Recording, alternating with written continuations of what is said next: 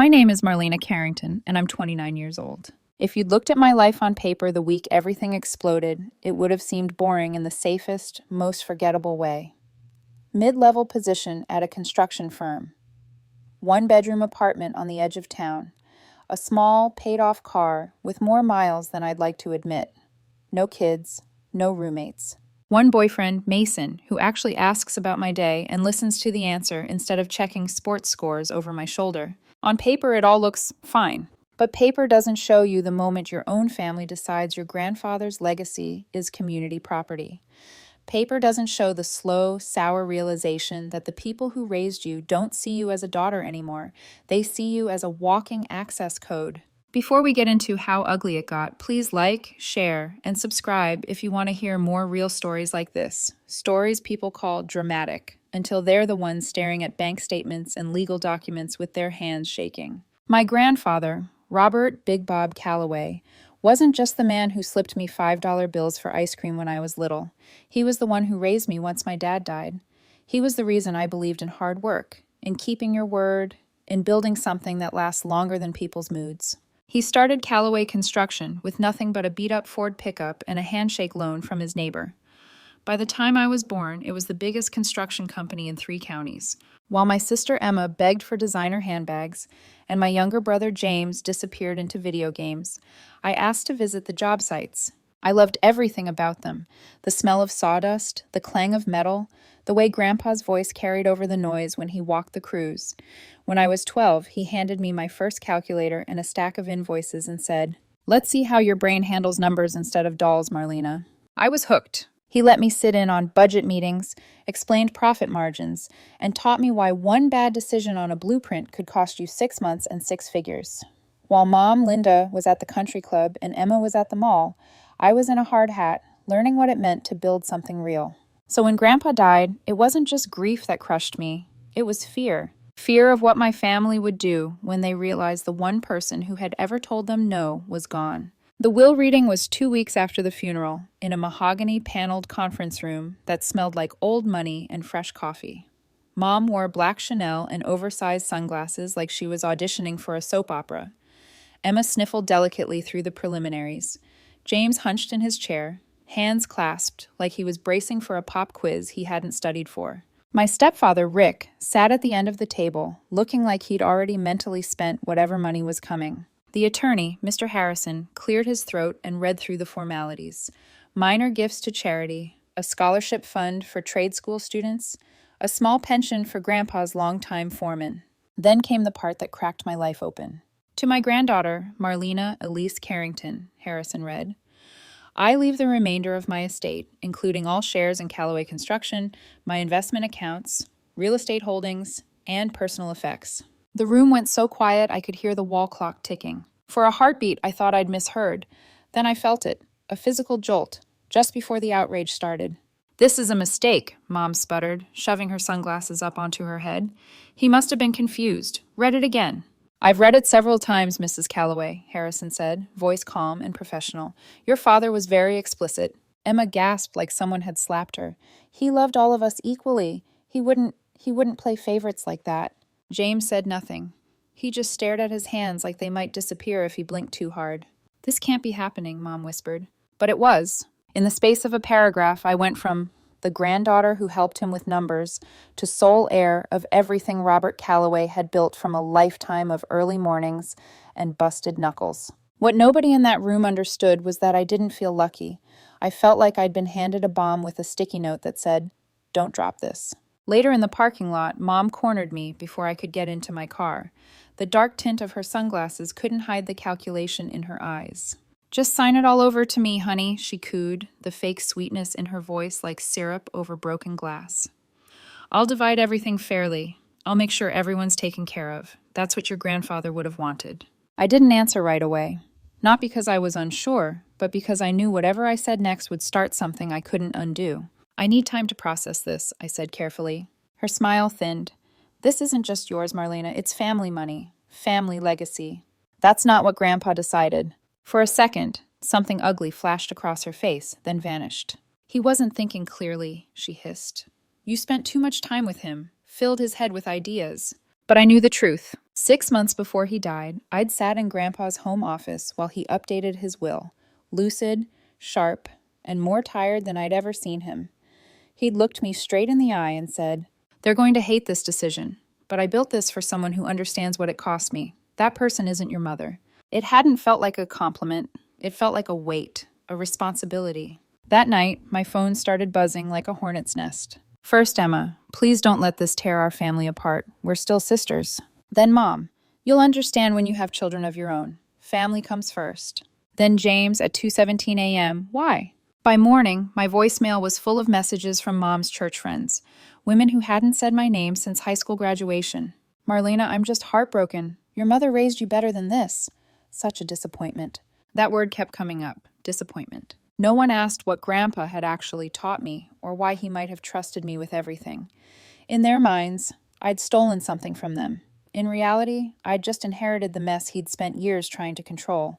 The only person who didn't treat me like a walking ATM was Mason. He showed up at my apartment with Chinese takeout and a look that said he already knew I hadn't eaten all day. We sat on my couch, cartons open and untouched. "I want you to meet someone," he said quietly. "Her name's Margaret Chun, probate attorney, old friend from law school. She's not about drama, she's about protection." I stared at the lo mein I wasn't eating. "I don't want to fight them," I whispered. "I just wanted to stop." "Then let's make sure you're not walking into this alone," he said. The next morning, I went to see Margaret. Her office was above a coffee shop. No intimidating glass walls, no cold marble, just plants, soft light, and someone who listened without interrupting. When I finished spilling everything, she leaned back, fingertips pressed together. "You're already in the middle of a coordinated pressure campaign," she said. "Classic family guilt tactics. But based on the will and what you've told me, you're on solid legal ground." It sounded simple when she said it. It didn't feel simple when the next message arrived. A photo of Mom at Pottery Barn, surrounded by throw pillows and end tables. Caption: "Retail therapy through grief. Hashtag self-care. Hashtag blessed." 2 hours later, she texted me. "I can't pay the electric bill this month. I don't know how we'll manage. Grandpa would want you to help." That's when I started printing everything. Screenshots, voicemails transcribed, social media posts, every contradiction, every guilt-dipped threat. Then, a few days later, came the text that told me exactly where this was headed. "Family meeting, Sunday, 3:00 p.m., house. Let's resolve this. Bring your paperwork." No greeting, no heart emoji, just a time-stamped ultimatum. Margaret frowned when I showed it to her. "This feels like an ambush," she said. "It is," I answered, "but I'm not walking in blind." And that was the moment I decided. If they wanted a meeting, they were going to meet a version of me they'd never counted on, the one Grandpa quietly trained, one ledger entry at a time. Sunday came faster than it had any right to. By 2:30 p.m., my hands had that faint adrenaline tremor I remembered from high school exams, except now the test was my entire future. My leather portfolio sat on the passenger seat, stuffed with neatly tabbed documents and printed screenshots. Margaret's business card was in the outer pocket, her number already pulled up on my phone. One text she'd told me before I left, and I'm at your door in 60 seconds. At 2:59 p.m., I parked in front of the house that had been my whole world once. The lawn was still perfectly manicured. The white picket fence still gleamed. The wraparound porch with the swing no one ever used still curved around the front like a magazine ad. Nothing looked different, but the second Mom opened the door, before I could even knock, I felt it. The script had been written without me. "Marlena." Her smile was bright and brittle, teeth too white, lipstick perfect. I could smell her Chanel No. 5 before I crossed the threshold. Right on time. Of course I was. Grandpa had taught me that you respect people's time, even if they don't respect yours. Inside, the living room had been rearranged. The couch and armchairs had been pulled into a rough semicircle facing a single high-backed wooden chair, placed just far enough away to feel exposed. Interrogation seating. Emma sat on the edge of the sofa, spine ramrod straight, hands twisted in her lap. James was beside her, shoulders rounded, eyes fixed on some invisible point on the carpet. Rick hovered near the fireplace, arms crossed, jaw tight, like he was auditioning for the role of stern patriarch. And then there were the strangers. 2 men in expensive navy suits sat in the good chairs, the ones usually reserved for Christmas morning and Grandma's birthday. They'd claimed them like they owned the room. legal pads, briefcases, wedding rings catching the light when they shifted. Their smiles were too wide, too practiced. "This is Mr. Hayes and Mr. Donovan," Mom said, voice soft and grand at the same time, like she was unveiling a charity project. "They've kindly offered to help us untangle this unfortunate misunderstanding." Unfortunate misunderstanding, right. I set my portfolio down on the floor beside the single wooden chair and sat, crossing one leg over the other. I didn't reach out to shake their hands. "Would you like some sweet tea?" Mom asked, clinging to her favorite performance of Southern hospitality, even though we'd never lived further south than this county. "I'm fine," I said. "Let's get to it." Mr. Hayes cleared his throat. He had the polished air of someone who'd talked a lot of people into giving up things they should have kept. "We're here today," he began, "because your family is deeply concerned about the strain this situation has caused. No one wants a prolonged legal dispute, especially when your grandfather's intention was clearly for the family to remain united." There it was, Grandpa's name, already being used like a crowbar. I let the silence stretch. Grandpa always said that sometimes, if you waited, people would reveal more than they meant to. "He wrote a will," I said finally. "He was very clear." "We're not disputing that, sweetheart," Mom cut in, her voice honey-sweet and iron-hard underneath. "But surely you can agree that dividing everything equally would be more harmonious." Harmony. That was a new spin on "give me what I want." "His will didn't mention harmony," I replied. Mr. Donovan opened his briefcase and pulled out a stack of documents clipped together with a metal binder. He slid it across the coffee table toward me, like a dealer pushing chips in a casino. "This is a voluntary redistribution agreement," he said. "You retain a generous percentage, 25% of the estate, and the rest is returned to the family, as was always understood." My fingers itched to open my portfolio. Instead, I folded my hands in my lap. "Understood by whom?" I asked. Emma spoke for the first time, her voice brittle. "He thought you'd do the right thing, Marlena. He thought you'd know this was supposed to be fair." Fair. Another word people like to use when they mean beneficial to me personally. James shifted beside her, but he still didn't look up. Mom sighed dramatically. "We're just asking you not to make this ugly. Court battles, accusations. Grandpa would hate that." Mr. Hayes leaned forward, his tone dropping into something meant to sound sympathetic. "It would be unfortunate if this moved to court. Claims of undue influence, questions about your grandfather's state of mind." He smiled, as if he were discussing the weather. "It could damage the estate's reputation and delay distribution for everyone." There it was, the threat, wrapped in legal jargon and tied with a bow. I felt my heartbeat slow, weirdly enough. It was like some internal switch flipped from hurt granddaughter to person who'd spent years doing math at construction sites. "I see," I said. I reached down and rested my hand on my portfolio. "Before I respond," I continued, "I'd like to clarify something." I turned my head and looked directly at Rick. His eyes narrowed, as if he could already feel where this was headed. "6 months ago," I said, "you mentioned to Grandpa's home health aide that you'd already put a deposit on a lake house in Gatlinburg." He swallowed. "So?" "That was interesting," I went on, "because you hadn't received any inheritance yet, but you sounded very sure the money was coming." His mouth opened, then closed again. Out of the corner of my eye, I saw Mom stiffen. "Don't do this, Marlena," she snapped, the sugary tone evaporating. "This is low, dragging private conversations into this." I opened my portfolio calmly and drew out the first sheet. A photocopy of one page from Grandpa's personal ledger, his handwriting, neat and cramped, marched across the lines. I'd stared at this entry so long I could see it when I closed my eyes. "Loan Linda $25,000, I read aloud. "Said for James College. Heard later it was for Cruz." I slid the paper onto the coffee table, facing them. Mom's face went blanche white, then blotchy red. "That's taken out of context," she said sharply. "He was old. He wrote everything down. It doesn't mean—" I placed the second item beside it. A printed Instagram post. Mom on the deck of a cruise ship, champagne in hand, sunlight glittering on the water behind her. Caption, "Finally treating myself. #blessed, #cruise life." Dated last spring. The same week, Grandpa's ledger showed the college loan. Mr. Hayes' practiced smile faltered. Mr. Donovan's pen stopped moving. James finally looked up. His eyes bounced from the ledger copy to the cruise photo, then back again, confusion rearranging his face into something almost like nausea. Mom lunged for the paper, but I placed my hand over it. "Don't," I said quietly. "You'll just crumple it, and I need it legible for court." The word landed like a dropped brick. Marlena, you ungrateful, she started. I reached into the portfolio again, feeling the weight of the next piece of paper like a physical thing in my hand. April 15th, I continued, sliding out a second ledger copy. You told Grandpa Emma needed emergency dental surgery. He gave you $18,000. I looked at Emma now. That same weekend, I said, you were in Miami, spring break, with your sorority sisters. Her mouth parted, but nothing came out. I remember the photos, I added, especially the one with the monogrammed beach bag. I laid the second ledger copy on the table beside the first. The room felt smaller somehow, the air thicker. Rick swore under his breath. This is disgusting, he snarled, digging through a dead man's records just to turn his memory against his own family.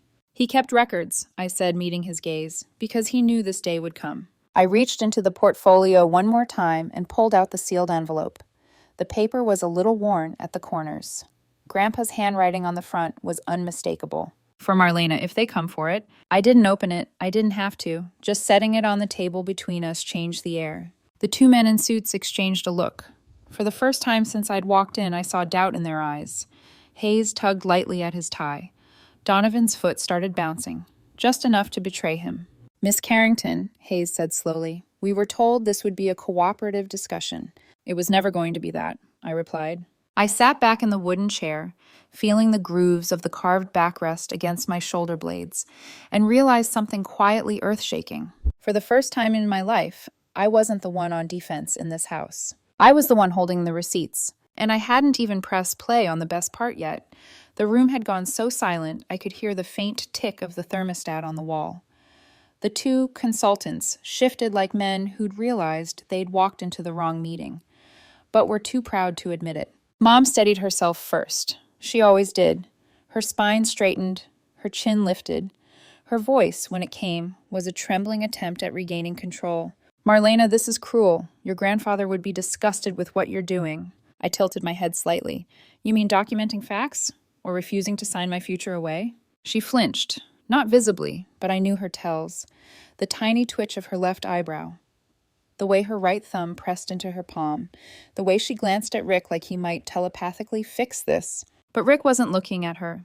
He was staring at the sealed envelope like it was radioactive. I rested my fingers lightly on it. Since you've brought up Grandpa's feelings, I said calmly, let's talk about what he actually wanted. Mr. Donovan cleared his throat and tried to recover a little of his earlier authority. Miss Carrington, these emotional displays aren't necessary. Oh, there's nothing emotional about this, I interrupted. I'd just like to start with the truth. I opened my portfolio again, not to take something out, but to press a button on the inside pocket. A soft beep sounded. What was that? Mom demanded. I started recording, I said simply. I want an accurate record of today. Rick's face drained of color. Emma's breath hitched. Even James flinched. But the consultants? They reacted like men who'd been blindsided by a freight train. Recording? Hayes repeated, voice suddenly too tight. Without notifying all parties. That's perfectly legal in this state, I replied before he could finish. One-party consent. Their eyes widened. They hadn't prepared for someone who knew the rules. And, I added, my attorney is outside. If you'd like to dispute anything formally, we can arrange that. Mr. Donovan stood abruptly, snapping his briefcase shut so fast the papers inside rustled. We've been misinformed about the nature of this meeting, he said stiffly. Mrs. Calloway, you did not tell us legal counsel had already been retained. Mom opened and closed her mouth like a goldfish. Well, this was supposed to be simple. Simple? I echoed. You brought in pressure brokers and staged an ambush. Hayes stood too, smoothing his jacket as if trying to iron out the awkwardness. We'll be excusing ourselves, he said tightly. This appears to be a family matter beyond our scope. They were out the front door in less than 20 seconds. And suddenly, beautifully, there were no intermediaries left. Just my family, bare, exposed. Mom whipped toward me, eyes sharp enough to cut glass. This isn't over. I rose slowly, brushing invisible dust from my hands. Actually, I said, it is. Emma was crying, quietly, the way she always cried when she'd been caught but didn't want to look guilty. Mascara streaked down her cheeks like black rivers. Why couldn't you just share it? She whispered. Why'd you make it this? Emma, I said gently, Grandpa gave you thousands over the years. He gave Mom tens of thousands. He gave all of you more than enough. You just didn't notice because you spent it as fast as it hit your accounts. That isn't fair, she snapped through her tears. But it's true, James said. We all turned to him. His voice wasn't loud, it wasn't angry, it was hollow. I didn't know, he said, eyes locked on Mom, about the money, the loans, the cruise, the dental surgery. That wasn't even real. Emma looked away. Mom's face hardened into that mask she wore when she was lying through her teeth. James, she said, voice dripping with guilty martyrdom, I only did what I thought was best for our family. He shook his head, slowly, like someone finally waking from a long sleep. No, he said, you did what was best for you, and you blamed everyone else for it. Mom stepped closer, reaching out like she expected him to fold into her arms. He stepped back. No, he said again, firmer. The word dropped into the room like a boulder. James never said no, not to Mom, not to anyone. Rick bristled, stepping forward with his chest puffed out in that performative man-of-the-house way he'd perfected. You little piece of heh! I raised my phone. This entire conversation, I said clearly, has been recorded. He froze mid-step. That was another thing Grandpa had taught me. If someone only behaves when they're being watched, you make sure they're always being watched. James moved first. He walked toward me, stopping only when he reached the wooden chair I'd just stood up from. I'm coming with you, he said quietly, if that's okay. It wasn't a question of permission. It was a plea for escape. I nodded once. Let's go. We walked through the living room, past Emma's trembling hands, past Rick's furious silence, past Mom's mask of injured pride. At the door, Mom grabbed my wrist, not hard, but with that same desperate grip she used when I was a child, and she wanted me to behave at church. Marlena, she hissed, you have no idea what you've just done. I met her eyes. I protected Grandpa, I said, something you stopped doing a long time ago. I pried her fingers off my wrist, one by one, and walked out. The porch light flickered overhead as the door slammed behind us hard enough to rattle the frame. For the first time in weeks, the air outside felt breathable. Margaret stepped out of her car the moment she saw us. Her eyes swept over James, taking in the tension, the shame, the exhaustion. You okay? She asked. He's with me, I said firmly, and we're done here. Margaret nodded once, with the solemnity of someone closing a case file. We got into my car. James stared straight ahead, knuckles white around the seatbelt. We didn't speak during the drive. Silence was kinder. I opened my apartment door, and he followed me inside as if he'd been living there his whole life. You're on the couch, I told him softly. It folds out. Clean sheets are in the hallway closet. He nodded. Thanks. We didn't talk about the ambush. We didn't talk about the consultants or the ledger or the envelope or Mom's fury. We just existed in the same space, two people trying to breathe again. I made chamomile tea. He drank it without complaint. We sat there in the quiet, letting our hearts remap themselves. By morning, I had a plan.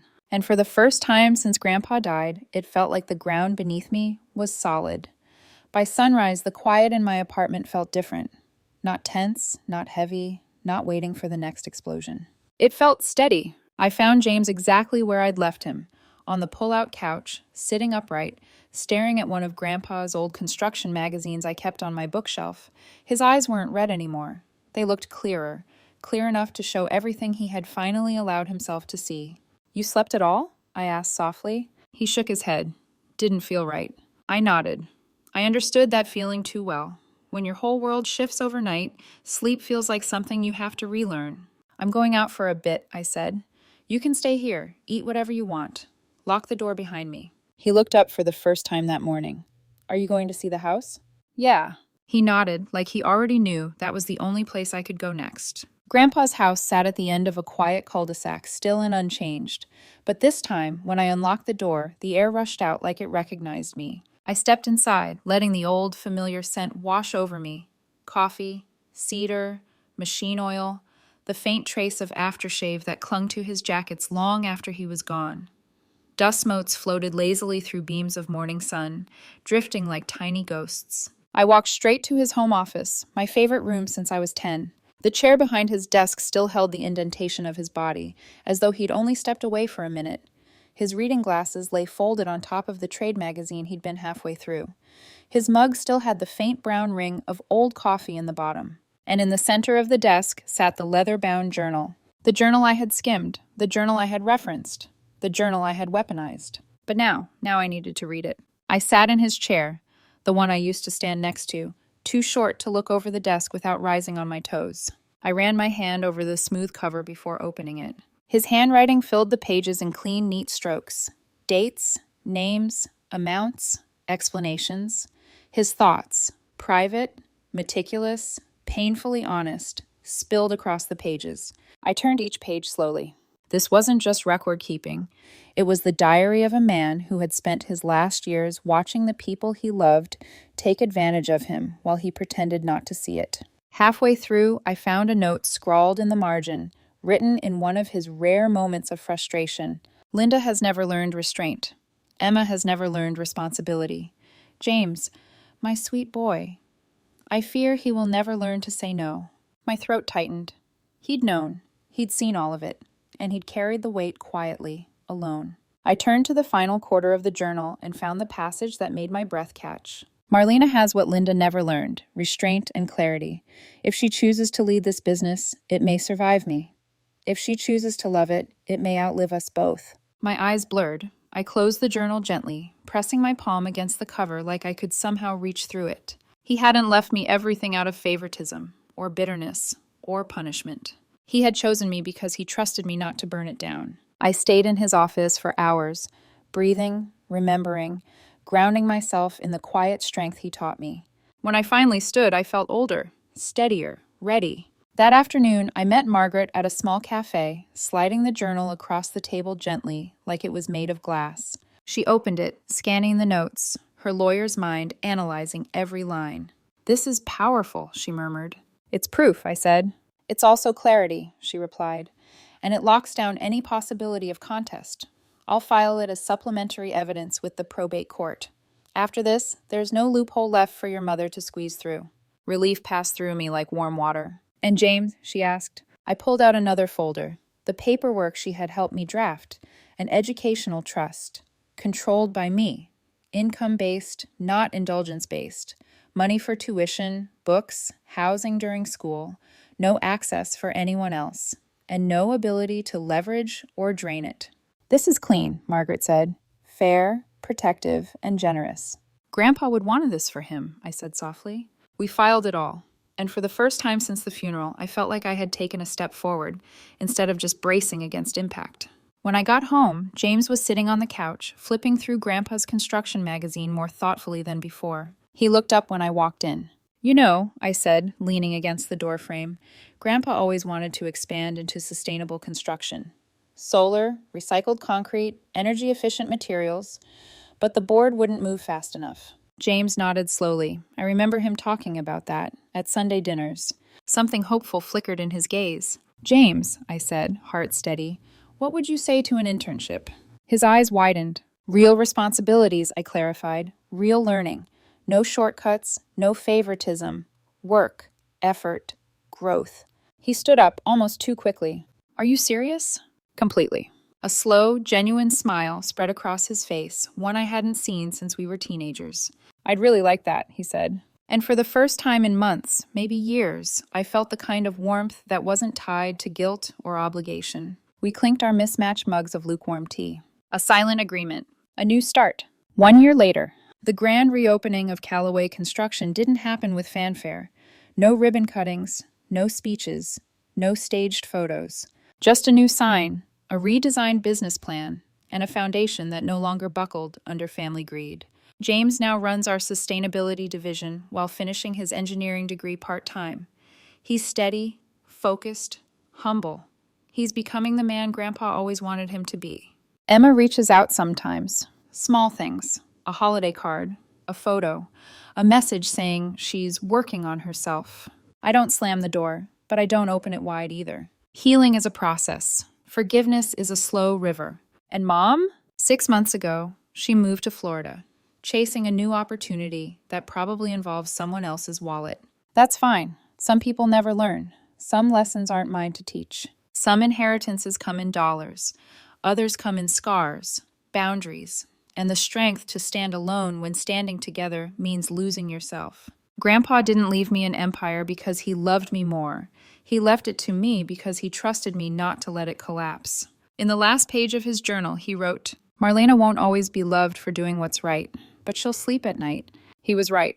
I do.